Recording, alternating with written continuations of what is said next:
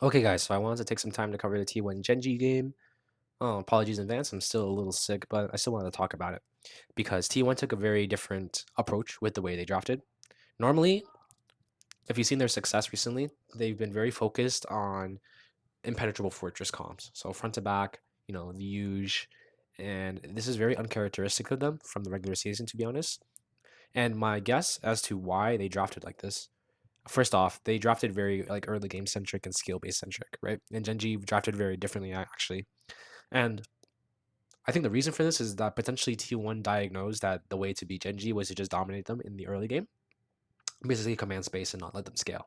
And I think that's a really cool diagnosis. And like you can when you can visibly see a team just completely change their drafting style, it actually goes to show that like, they're a very like good team. Like most teams cannot pilot several styles like this and just be able to do it.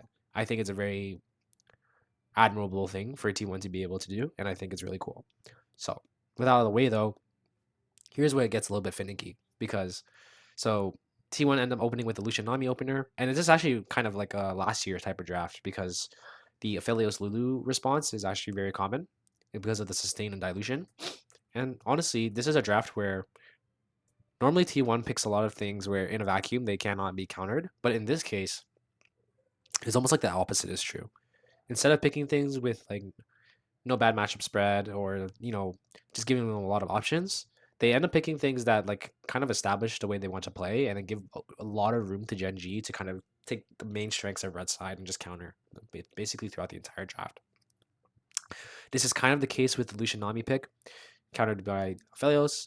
um this is also supplemented by the fact that they blinded Jace, which actually is one of the freest Cassante picks of my life, because if you pick any tank into Jace, it basically, while you give Jace the scaling for free, it's also really hard for Jace to like super punish the top laner. And I found that a little bit interesting because they completely 180, right?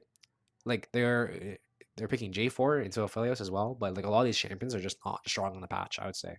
And even LeBlanc. And I'm not discounting like Faker LeBlanc, but it's like so interesting that they use so many draft resources in order to push Faker back to phase two when they're so used to just picking Azir. They're so used to just picking, like you could go Hui as well. Like I'm really interested to see like maybe they had some scrim results that wanted them to do this, and like Gen G picked basically according to the meta, with the exception of their bottom lane, which is a we can consider it to be a tech counter pick. And to kind of overview why their draft is a little bit weird, it gives T1 a timer. Like they're very obligated to basically dominate the entire game. They're very quickly going to be on a timer, which is okay. But I think we're in a current. It's dependent on the game state, right? We're in a current game state where a lot of the strongest champions are like reliant on scaling, and like a lot of teams are not even focusing on, I would say, things like soul or like early objectives because like they get diluted by a lot of the late game stats that most strong champions provide right now. And I do think that T1 do end up getting punished for it. Um, and it's just like hard because if Gen G all they have to do, and like a caliber of a team like Gen G, right? All you have to do is not mess up and not get punished, it's like really hard. And I think that's basically what happened in this case.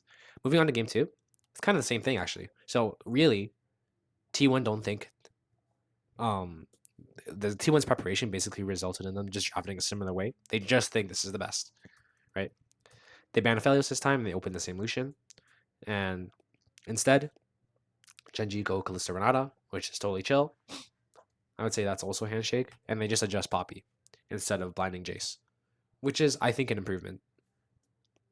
However, it's a little bit interesting to see that they are willing to again push mid to phase two. Like I'm so curious as to what they think was so valuable about pushing and getting mid counter pick in a meta where like no one's doing that. So Gen G go for the technically a flex TF, but it's most likely top TF, and T1 end up going for the counter with Tristana. And with a Talia pick, when I realized they go Talia on a four, I'm honestly a little confused because they're kind of just shooting themselves in the foot by just not picking mid early, and then like they always do.